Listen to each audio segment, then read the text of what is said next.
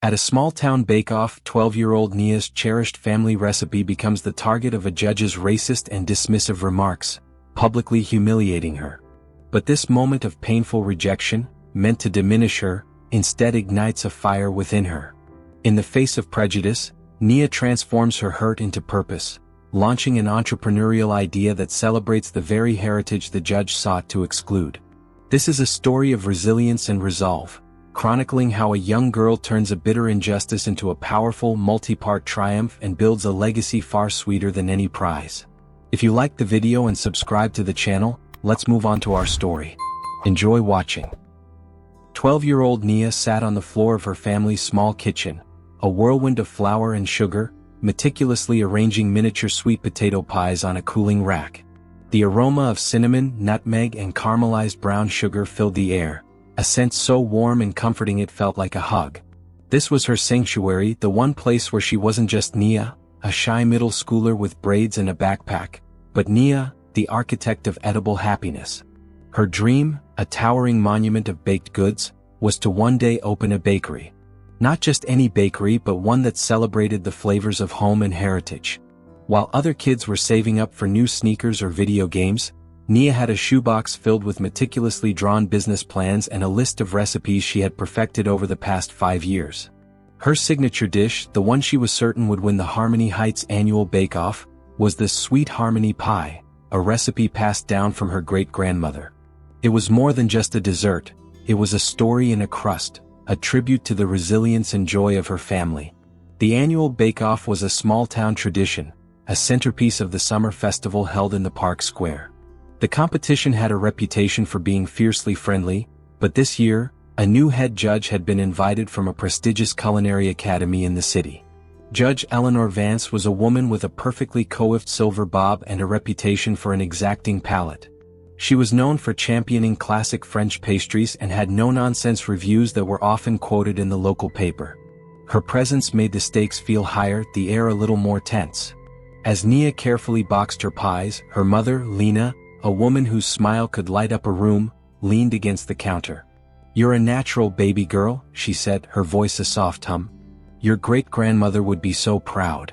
Nia's chest swelled with pride and a nervous energy. "I just hope Judge Vance likes them," she mumbled, taping the box shut. "She will," her dad Marcus said as he walked in, wiping his hands on a dish towel. "Nobody can resist the sweet potato magic.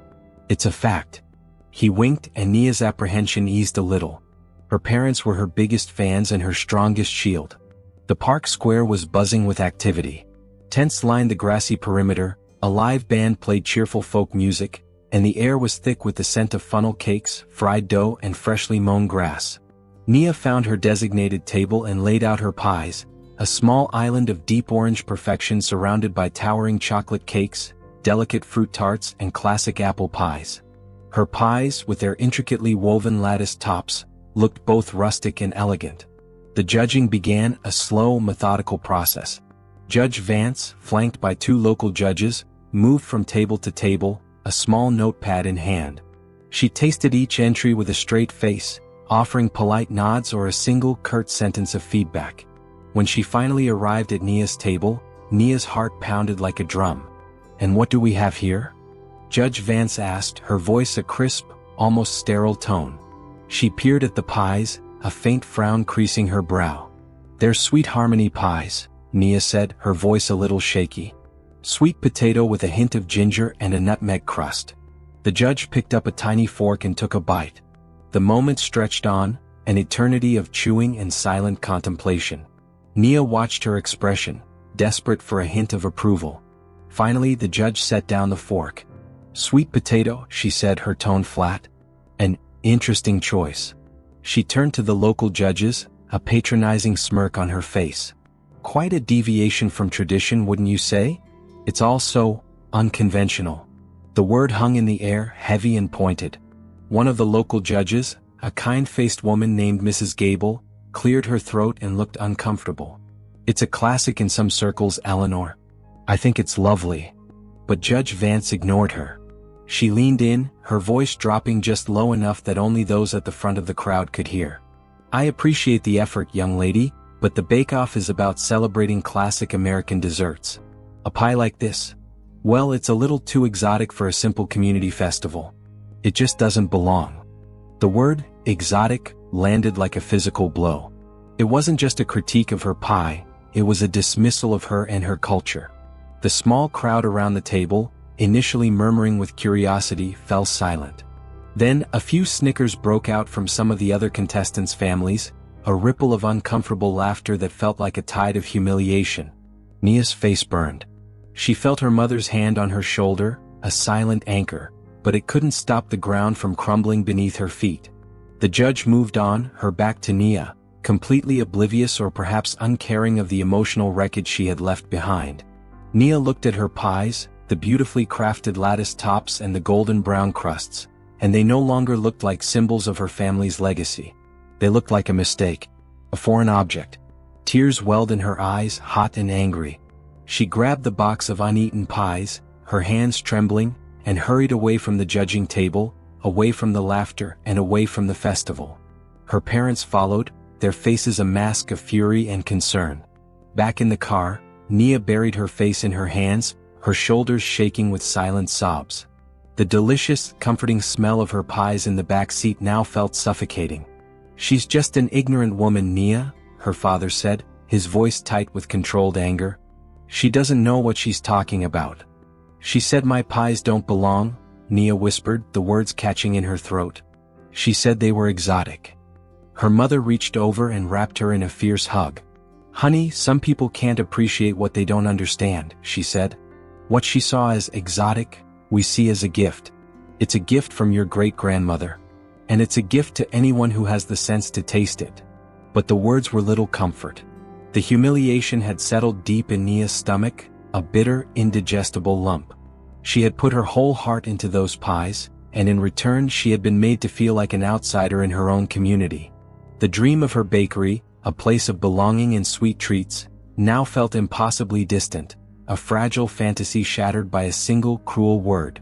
As the car pulled into their driveway, Nia knew one thing for certain. She would never again let someone else define what belonged. This humiliation wouldn't be the end of her story. Would be the fuel. Nia's bedroom was her sanctuary, a world painted in the quiet colors of her imagination. Stacks of cookbooks filled with post-it notes lined her bookshelf. A small, handcrafted wooden sign above her bed, a gift from her father, read, "Nia's Kitchen, where love is the main ingredient." It was a space that had always felt like a warm embrace, but today it felt like a cage. The humiliation from the bake-off had followed her home, a ghost clinging to the scent of cinnamon and nutmeg on her clothes. She sat on the edge of her bed, the shoebox of her failed pies on the floor beside her. She didn't want to look at them. The beautiful lattice crusts, once a source of immense pride, now seemed to mock her with their perfection. The judge's words echoed in her mind, a relentless, chipping sound, "Unconventional, exotic, doesn't belong." They were meant to be a critique of a pie, but they had sliced deeper, reaching for her identity, her heritage, and her right to be seen. A knock on the door broke her reverie. Her older sister, Maya, a whirlwind of vibrant energy and colorful paint splatters, poked her head in. At 16, Maya was an art student, all fierce loyalty and sharp wit. "Mom says you need to eat something." Nia shook her head, pulling a pillow over her face.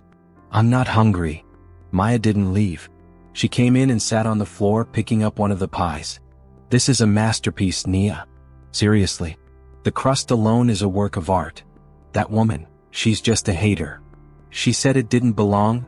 Nia's voice was muffled by the pillow. She made it sound like our family's food is weird. Maya sighed, setting the pie back in the box. Her opinion doesn't matter. Her world is probably the size of a teacup. She only knows what she knows. You've got to stop letting someone else's small-mindedness make you feel small. Maya's words were a seed, planted in the fertile ground of Nia's simmering anger. It wasn't about being small, it was about being dismissed. She had been invisible in that moment, her creativity and skill overlooked in favor of a narrow, prejudiced worldview. But what if she could make it impossible to be ignored? What if she could take that very word, exotic, and turn it into a badge of honor? She sat up, a new energy coursing through her veins. The anger was still there, but it was no longer a destructive fire, it was a forge. She had been humiliated for celebrating her heritage, so she would build a platform that did just that on a grand scale. Her mind raced. The judge wanted classic American desserts. Well, what was classic to one person was exotic to another. A pie with sweet potatoes was a staple in her home, but to that judge, it was an outlier. This was the idea. A business that celebrated the diversity of home food from every culture. Not just to sell delicious treats, but to tell their stories. She jumped off her bed, pulling a well-worn shoebox from under her bed. This wasn't just a shoebox, it was her future. Inside were all her scribbled notes, her recipe lists, her dreams. She grabbed a fresh notebook and a pen, the old plans suddenly feeling inadequate. This new idea was bigger, bolder, and born of a much deeper purpose. She would create a subscription box service. Each month, a curated box would arrive at people's doors. It wouldn't just contain baked goods, it would contain a journey. She'd call it Heritage Bites. Each box would be themed around a different culture. A month for the vibrant flavors of the Caribbean, another for the warm spices of North Africa, another for the delicate balance of East Asia. Inside there would be 3 or 4 different desserts, and a small booklet detailing the history of each recipe, the story of its origin, and the family traditions it represented. The very act of eating would become a celebration of diversity. The more she wrote, the more the idea took shape. She started sketching a logo, a beautiful stylized compass with different ingredients, a sprig of mint, a cinnamon stick, a yam, pointing to the 4 corners of the world. Her sweet potato pie, the very dessert that had caused her so much pain, would be the inaugural item, the defiant first step. It would be a declaration, this pie belongs. Her parents, hearing the commotion, came in. Her mom looked at the furiously scribbling Nia, a mix of curiosity and concern on her face. "Honey, are you okay? I thought you were upset." Nia looked up, her eyes bright with a fire her parents hadn't seen before. "I am. But I'm also inspired. I'm going to start a company." Her dad chuckled gently. "A company? What kind of company, pumpkin?" Nia took a deep breath, her hands shaking with excitement. "A dessert subscription box. I'm calling it Heritage Bites. We'll send out baked goods from different cultures every month with the stories behind them. It's to prove that food doesn't have to be just one thing. It's to prove that all flavors belong." Her parents exchanged a look. It was a look of immense pride, but also a glimmer of worry. Her mom sat down next to her. "That's a wonderful idea, baby. But a company? That's a huge undertaking. The cost, the logistics, the everything." "I know," Nia said, her voice full of a confidence she didn't know she had. "But I've already got a plan. We can start small. We'll use the kitchen. We can do a small launch just to our neighborhood. Maya can help me with the art for the logo." She turned to her sister, who was still silently watching. "Right, Maya?" Maya grinned, a flash of shared purpose in her eyes. "Oh, I've already got 1,000 ideas for the branding. The logo, the packaging. We can make it look incredible." Her father knelt down, taking her hands in his. "Nia, we are so proud of you. And we will help you in any way we can. But you have to know this won't be easy. There's a lot of work ahead of you. Are you sure you're ready for this?" Nia looked him in the eye, her gaze steady and unwavering. "I'm not just doing this for myself anymore. I'm doing it for my great-grandmother, for our pies, for every person who's ever been told their food is exotic. I'm ready." The decision had been made. The humiliation, the anger, the pain of being told she didn't belong had been transformed. It was no longer a wound, it was the foundation. The fire in her belly wasn't a blaze of grief, but a controlled, powerful heat, ready to bake something new. Something a judge with a teacup-sized world could never have imagined. Her small shoebox of dreams had just become the first blueprint for a revolution. The scent of sweet potato pies, once a source of her greatest humiliation, now filled the kitchen with a quiet defiance. Nia, armed with her mother's old laptop and a newfound sense of purpose, sat at the dining room table, surrounded by the organized chaos of her new venture. Her shoebox of dreams had been emptied, its contents now spread across the table. A list of ingredients, a cost analysis scribbled on a napkin, and her meticulously designed logo, brought to life by Maya. The family had rallied. Her dad, Marcus, a quiet man who worked as a carpenter, had become the project manager. He spent hours after work on the phone, tracking down wholesale suppliers for flour and sugar. He even built a custom-made, 3-tiered shelving unit in the pantry to serve as their new warehouse. Her mother, Lena, was the taste tester and quality control expert, her discerning palate a crucial final checkpoint before anything was baked. But it was Maya who was the creative force, translating Nia's vision into a brand. She had designed the Heritage Bites logo, a beautiful abstract image of a sweet potato with leaves that fanned out like a compass. She'd also spent the last 2 days building a simple, clean website.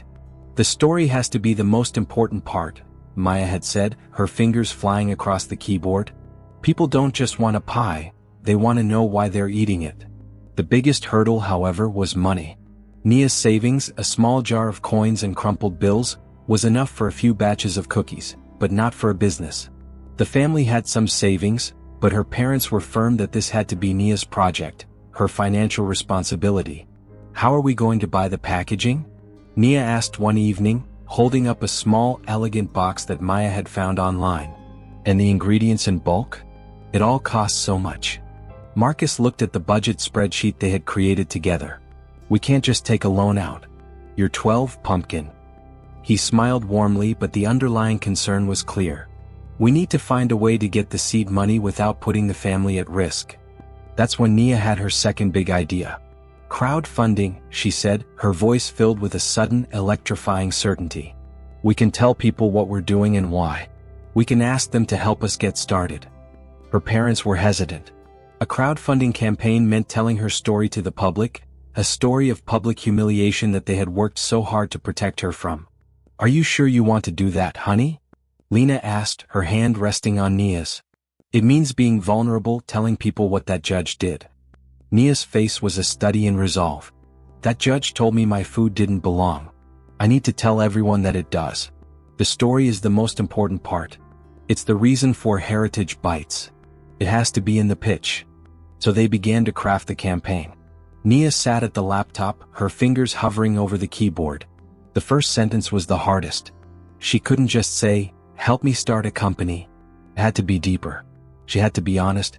She started to type, and the words flowed, a powerful, raw testament to her experience. My name is Nia. I'm 12 years old and I love to bake. A few weeks ago, I entered my great-grandmother's sweet potato pie in a local bake-off. The judge told me my pie was unconventional and too exotic. She said it didn't belong. Tears pricked her eyes as she read the words back. She wasn't just writing a business pitch, she was reclaiming her narrative. She continued, pouring her heart onto the screen.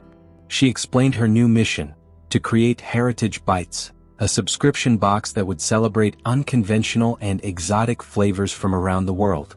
She detailed her plans for the first box, a soulful start box featuring her sweet potato pie and a few other family recipes. Maya worked on the visuals. She took stunning photos of Nia's pies, the golden brown crust glowing under the kitchen lights. She designed a clean, compelling campaign page with her beautiful logo at the top and a brief, heartfelt video of Nia speaking directly to the camera, her voice a little shaky but her message clear and unwavering. The crowdfunding goal was modest, $500. Just enough to cover the initial cost of ingredients, branded packaging, and shipping for their first wave of pre-orders. They set the tiers of pledges, $10 for a shout-out on social media, $25 for a single Sweet Harmony pie, and $50 for the full Soulful Start box. Finally, the campaign was ready. Nia, her heart in her throat, sat with her family on the couch one evening, the laptop on her lap. She hovered her mouse over the launch button. The moment felt impossibly huge. Ready? Marcus asked, his hand on her shoulder. Nia nodded, took a deep breath and clicked. The campaign page went live. For a few minutes, nothing happened. The page count stayed at 1, her own. The progress bar for their $500 goal was a daunting, empty gray line. Then a notification popped up. A $50 pledge from a user named Lena R. and another from Marcus R. Her parents, the first believers. A few minutes later, a $25 pledge came from Maya's art teacher. Then her aunt. And her best friend's mom. The pledges trickled in, a quiet, almost silent show of support from her inner circle. But as the night wore on, the pledges stalled. The campaign had been shared on her family's social media, but it wasn't reaching beyond their immediate network. The progress bar sat at a disheartening 10%. Nia watched the empty gray line with a growing knot of anxiety in her stomach. Had she been wrong? Was her story not as powerful as she thought? Was she just a kid with a crazy idea? She closed the laptop, a wave of familiar humiliation washing over her. She had put herself out there, laid her heart bare, and it felt like nobody was listening. The silence was deafening. She had told herself this wouldn't be the end, but as she drifted off to sleep that night, a new chilling fear took root.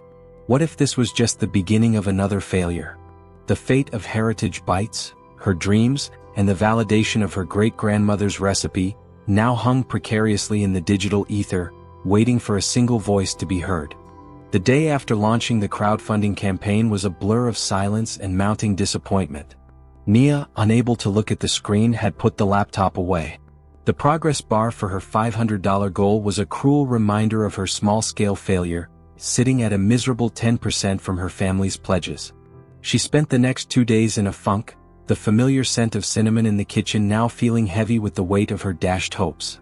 The silence felt deafening, a world of indifference to her brave little story. She had put her heart out there only for it to be met with a collective shrug. On the third day, her father, Marcus, came into the kitchen, his face a mix of bewilderment and wonder. He was holding his phone, his eyes wide. "Nia, you need to see this." He handed her the phone. It was open to a local online news outlet, the Harmony Herald. A headline screamed in bold, black letters. "From humiliation to heritage, a 12-year-old baker's sweet revenge."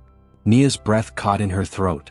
Below the headline was a picture of her, smiling shyly behind a plate of her sweet potato pies. The article, written by a local journalist named Sarah Jenkins, was a beautifully crafted narrative. It recounted the story of the bake-off in painstaking detail, describing the judge's dismissive comments and the quiet cruelty of the crowd's laughter. But it didn't stop there. It shifted its focus to Nia's courageous response, her creation of Heritage Bites, and her mission to prove that all food, regardless of its origin, has a place at the table. The article concluded with a direct link to her crowdfunding page. As Nia read the last paragraph, her hands began to tremble. Her parents and Maya had gathered around her, their own phones buzzing with notifications. "What is happening?" Nia whispered, her voice barely audible. Her mom, Lena, took the laptop out and opened the crowdfunding page. Nia's heart leaped into her throat. The progress bar was no longer a disappointing gray line. It was a vibrant, moving stream of green, surging forward at an impossible speed. The goal of $500 had been not only met but surpassed. The number scrolled upward, clicking past $1,000, then $2,000, then $5,000. It wasn't just a handful of pledges, it was a flood. Donations of $10, $25, and $50 were pouring in, accompanied by a torrent of comments. "A beautiful idea. My grandmother's baklava was once called too sweet at a potluck. This is for her. This is what entrepreneurship is all about. Supporting you from Chicago. I'm tired of people judging what they don't understand. Let's show them the world is bigger than their dinner plate." Her story had resonated. It had reached beyond their small town and into the hearts of people who had their own stories of being dismissed. The comments weren't just about the pies, they were about solidarity, about a shared experience of feeling like an outsider. Nia's singular act of defiance had become a beacon for a wider community. The family kitchen, once a place of quiet, determined work, was now a whirlwind of joyous chaos. Maya's phone was ringing non-stop with interview requests from local radio stations. Lena was trying to respond to the hundreds of comments, her fingers flying across the keyboard. Marcus, a man of few words, simply kept refreshing the crowdfunding page, his face a silent testament to his immense pride. The total amount reached a staggering $15,000 before they were finally able to put a temporary cap on new orders. The first challenge arrived a few hours later, in the form of a detailed order list. Nia's eyes widened as she scrolled down. It wasn't 50 pies. It was 500. The soulful start boxes had been purchased by people in 37 different states. The initial wave of pledges had turned into a tsunami of demand. We can't make 500 pies in this kitchen," Nia said, the initial exhilaration giving way to a cold dread. The single oven could only bake a handful of pies at a time. The small counter space would be overwhelmed. The supply of wholesale ingredients they had just ordered was already laughably insufficient. Her father sat down heavily in his chair, running a hand over his face. "This is incredible, honey," he said, his voice a mix of awe and panic. "It's more than we ever could have dreamed of." But he's right. We're not a bakery yet. We're just us. Nia looked at the pile of shipping boxes, the carefully designed logo, and the list of names and addresses from all over the country. Her dream had burst from the shoebox and taken flight, but now it was flying too high too fast. She had proven that her pies and her story belonged, but now she was faced with an even bigger question. Could she, a 12-year-old girl, and her family possibly fulfill a demand of this scale? The fire in her belly had fueled a revolution, but now she had to figure out how to build an army. The triumphant success of the viral campaign was just the end of the beginning. The initial shock of the viral success had given way to a paralyzing panic. Nia stood in the middle of her small kitchen, the laptop screen a bright, accusing rectangle detailing the 500-plus orders they had to fulfill. The numbers felt like a physical weight, pressing down on her shoulders. Her initial, defiant fire flickered, threatened by the cold reality of logistics. The two-tier oven, the single cooling rack, the limited counter space, it all seemed laughably inadequate. Her triumph had become an impossible mountain. 500 pies, she whispered, her voice trembling. "We can't do it. We've failed before we even started." Her mother, Lena, wrapped a steady arm around her. "No, baby. This isn't a failure. This is an opportunity. A really, really big one." Her words were meant to be comforting, but Nia could see the worry in her eyes. Her father, Marcus, a man who saw problems as puzzles to be solved with his hands, began pacing the kitchen. "We can't rent a commercial kitchen. We don't have the money for that. We can't buy more ovens. This is more than a baking problem, Nia. It's a space problem." But Marcus wasn't just a carpenter. He was a master of improvisation. He looked around the small kitchen, not with despair, but with the trained eye of a builder assessing a structural weakness. "We can't make the space bigger," he said, "but maybe we can find a bigger space." The idea was so simple it was revolutionary. Nia's story, now a viral sensation, had made her a local hero. Her family's private struggle had become a public narrative of resilience. They realized that their greatest asset wasn't just the money they had raised, it was the community that had rallied around them. The next morning, Nia, her parents, and Maya walked into the Harmony Heights Community Center. The building was a familiar one, the place where they had spent countless evenings for town meetings and potlucks. The director, a kind, older woman named Mrs. Evans, immediately recognized Nia from the news article. Her face softened with a knowing smile. "Nia, honey," she said, pulling the girl into a hug. "I was so proud to read that story. We were all so proud." Nia, emboldened by the support, explained their dilemma. The viral success, the hundreds of orders, the impossible logistics. She was afraid she would have to refund the money and close the company before it even began. Mrs. Evans listened patiently, a thoughtful expression on her face. When Nia finished, the director's eyes lit up. "This building was built for community," she said. "And what's more community-focused than food? We have a large, industrial kitchen in the back, mostly used for the annual holiday dinner. It's not a commercial space, but it has everything you need: multiple ovens, a huge mixing machine, acres of counter space." It was the solution they desperately needed. But the help didn't stop there. As word spread through the small town that Nia's Heritage Bites had a physical location, something magical began to happen. The community, inspired by the little girl who had turned humiliation into a mission, began to show up. A retired baker, Mrs. Gable, the kind-faced judge from the bake-off who had defended Nia, was the first to volunteer. She brought with her a lifetime of baking wisdom and a quiet, dignified resolve. "This is how we fix a wrong, Nia," she said, her voice gentle. Then came others.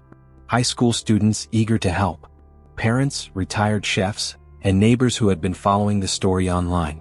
They formed an army of bakers, a diverse team from all walks of life, united by a common purpose. The community center's kitchen, once a quiet and sterile place, was now filled with the joyful sound of laughter, clinking pans, and the rich, warm aroma of spices. Nia, initially shy and hesitant, stepped into her role as the leader. She was no longer just the creator, she was the CEO. She directed her team with a confidence that surprised even herself. She was meticulous, ensuring every pie was perfect, every crust was just right, a silent tribute to her great-grandmother's recipe. Maya, ever the creative force, created a production line for the boxes, decorating them with her own hand-drawn sketches of the heritage items within. Marcus and Lena worked tirelessly alongside everyone, the parents of a small general leading an army of love. They worked for 3 long, grueling days. The counter space was covered in a sea of beautiful golden brown pies. The industrial ovens worked overtime. The hum of the large mixing machine provided a rhythmic backdrop to the controlled chaos. The entire operation was the complete antithesis of the cold, dismissive judging table. This was a celebration, a collective act of belonging. On the final day, the last box was sealed. Nia looked at the mountain of neatly stacked packages, each one a testament to their hard work and the community's support. The first batch of heritage bites, the very same pies that a judge had declared didn't belong, were now on their way to customers in nearly 40 states. Nia knew in that moment that this was more than a business. It was a movement. The bitter taste of humiliation had been completely replaced by the sweet, savory flavor of collective triumph. The girl who had been told her story was exotic, had just proven that her story and the stories of so many others were the most American stories of all. The judge's prejudice had not just given her a business idea, it had given her a community. She was no longer alone. She had a team. The community center kitchen, once a chaotic symphony of bakers and ingredients, was now silent. The last boxes had been sealed, labeled, and collected by the Postal Service. The air, thick with the ghost of sweet potato and cinnamon, held a sense of profound relief. Nia's family and their small army of volunteers had collapsed into a communal exhaustion that was far sweeter than any sugar they had used. They had done it. Against all odds, they had fulfilled every single order. Nia sat at the dining room table back home, a single, perfect pie sitting in front of her. It was the only one left from the hundreds they had baked, a triumphant monument to their effort. Her father, Marcus, came and sat beside her, a proud, tired smile on his face. "You know, I always knew you had the magic touch," he said, gently nudging the pie closer to her. "But I don't think any of us knew just how much magic you had." The days that followed were a blur of nervous anticipation. Nia, Maya, and their parents obsessively checked their inboxes and social media, waiting for the first wave of reviews. They had shipped the pies to customers who had been moved by a story, not just a product. The pressure felt immense. Would the pies live up to the promise of the crowdfunding campaign? The initial responses were a tidal wave of positivity. Emails and social media posts poured in, filled with photos of customers enjoying their sweet harmony pies. A woman from Seattle wrote that the pie reminded her of her grandmother's kitchen. A man in Florida commented that he had never tasted sweet potato pie before and was an instant convert. The comments section of the crowdfunding page was a testament to their success. A chorus of praise for the delicious flavors, the beautiful packaging, and the powerful story behind it all. Nia's confidence, which had been so fragile, blossomed. She felt a profound sense of validation. The judge from the bake-off had been a painful memory, but this was the truth. Her pie didn't just belong. It was a welcome, cherished guest at hundreds of tables across the country. But the digital world, like any town, had its own judgmental corners. A week after the shipments were delivered, the first scathing review appeared, not on their platform, but on a popular food blog with a national following. The article's title was a venomous barb. Heritage Bites delivers a heaping slice of inauthenticity. Nia saw it first, her heart dropping into her stomach as she read the words. The writer, a woman named Fiona Hayes, was a prominent food critic known for her unforgiving, often elitist, reviews. Her article wasn't just a critique of the pie's flavor, it was a character assassination of the entire concept. While the backstory is a heartwarming tale of a young girl's grit, Hayes wrote, the product itself is a jarringly amateur rendition of a classic. The crust is thin, the filling lacks the requisite spice complexity, and the pie, frankly, tastes like it was made in a community center kitchen by a dozen well-meaning volunteers. The words were a direct hit. But she saved her most damaging criticism for last. The very idea of selling a heritage dessert from a culture that isn't your own, in a box with a hastily written story, is a performative act of commercialism. The true essence of these recipes lies in the family kitchens they come from, not in a mass-produced product. Heritage Bites is not about heritage at all. It's about a viral marketing ploy, capitalizing on a community's goodwill to sell a story, not an authentic experience. Nia read the words twice, a cold, sickening wave of déjà vu washing over her. The feelings of the bake-off came rushing back. The humiliation, the shame, the sense of being told her efforts were invalid. Hayes hadn't just called her pie bad, she had called it a fraud. She had dismissed the heart and soul of the business, reducing it to a cynical ploy. For the first time since the crowdfunding success, Nia wanted to give up. The joy of the positive reviews evaporated, replaced by the stinging pain of this one public rejection. She had faced down one small-minded judge, only to be confronted with a new, more powerful one. The fire that had burned so brightly within her felt like it was being doused with a bucket of ice water. Her parents and Maya found her sitting in a quiet corner of the house, the laptop screen still displaying the article. Maya, ever the fierce defender, immediately went on the offensive. She's just a bully, a professional troll. We should write a response. We should take her down. Lena, her mother, was more measured. She sat next to Nia and pulled her into a hug. Baby girl, that woman doesn't know you. She doesn't know about Mrs. Gable helping you with the lattice. She doesn't know about us working all night. She doesn't know the love that went into every single one of those pies. But it was Marcus's words that finally cut through Nia's despair. Think about what she said, Nia, he said, his voice thoughtful. She said the essence of these recipes is in the family kitchens. And she's right. The problem isn't the pie itself. The problem is that she didn't get to see how it was made. She got the finished product, but she missed the most important part of the story. Marcus's words were the spark. Nia looked up, a new fire beginning to smolder in her eyes. The humiliation was still there, but it was once again a forge, not a wound. She couldn't control what a critic wrote, but she could control how she responded. She couldn't invite everyone into her kitchen, but she could bring her kitchen to them. The next step of Heritage Bites couldn't just be about sending a product. It had to be about sharing the process. It had to be about teaching. The idea came to her fully formed. The next Heritage Bites box wouldn't just contain a dessert. It would contain the ingredients, the story, and a small QR code. When scanned, that code would lead to a live, virtual baking class where she, Nia, would teach customers how to bake the dessert themselves with her as their guide. It would be an antidote to inauthenticity. They would not just be eating a pie, they would be baking their own legacy. This was her defiant answer to the criticism, not with an angry rebuttal, but with a powerful, empowering innovation.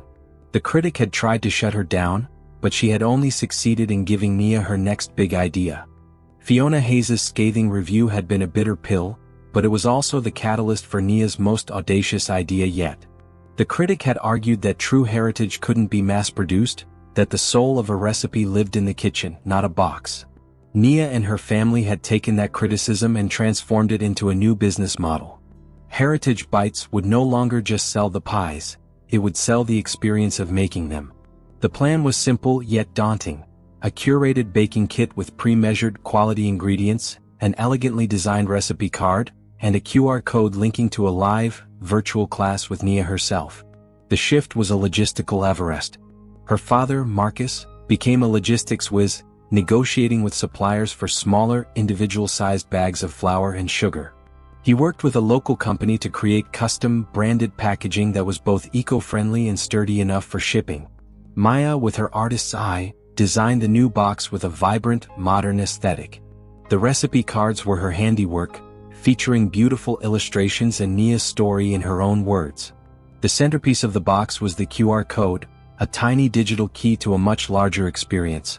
The most challenging part, however, fell to Nia. She was a baker, a creator of silent, delicious art. She was not a performer. The thought of standing in front of a webcam, talking to hundreds of strangers from all over the country, was terrifying. The public humiliation of the bake-off had been passive. She had been a silent target. Now she would be an active, visible presence, her every word and action open to public scrutiny. "What if I mess up?" she asked her mother one evening as they packaged tiny bags of cinnamon and nutmeg. "What if I forget a step? What if no one shows up?" Lena squeezed her daughter's hand. "Baby, you've been baking this pie since you were 7. You could do it in your sleep. And if you mess up, you just show them how to fix it. That's real. That's what people want to see. And they'll show up. Because they believe in you. The night of the first virtual class, the kitchen was transformed. Maya had set up a ring light and her father's laptop on a makeshift stand. Nia, wearing a crisp new apron with the Heritage Bites logo, sat in front of the camera, a small knot of fear tightening in her stomach. Her parents sat just out of frame, their silent support a tangible presence in the room. At exactly 7 p.m. Eastern Standard Time, Maya clicked the Go Live button. The screen flashed and suddenly Nia wasn't alone. A chat box on the side of the screen began to explode with comments. Emojis of hearts and sweet potato pies filled the screen. People from all over the country were tuning in, their faces appearing as small squares on the side of her monitor. "Hello everyone," Nia said, her voice a little shaky at first. "Welcome to the first Heritage Bites virtual baking class." As she began to explain the first step, her hands, which knew the recipe by heart, took over. Her fear slowly began to melt away, replaced by the familiar rhythm of kneading dough and measuring spices. She answered questions from the chat, her confidence growing with each interaction. She talked about her great-grandmother, about the origin of the pie, about the importance of using fresh ginger. She was not just a baker, she was a storyteller. The class was a beautiful, shared experience. A woman from Texas held up her dough, laughing as she admitted she was a complete novice. A man from New York City proudly showed off his lattice work, which was, in his words, a little wonky but full of love. As the pies baked, the chat box turned into a virtual potluck. People started sharing their own stories, about their mother's special recipe for lasagna, their grandfather's famous cookies, the food traditions that had shaped their own lives. Nia's heart swelled. She looked at the dozens of faces on her screen, all united by a single shared purpose. They weren't just making a pie, they were making a memory. The critic, Fiona Hayes, had claimed that the soul of a recipe couldn't be mass-produced. But Nia had just proven her wrong. By empowering people to make the recipe themselves, she had bypassed the limitations of a mass-produced product.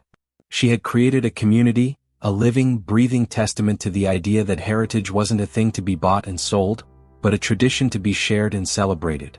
When the class ended and everyone was holding up their beautifully baked, fragrant pies, Nia felt a wave of triumph far greater than winning any bake-off. She wasn't just a business owner anymore. She was a teacher, a connector, a steward of her family's legacy.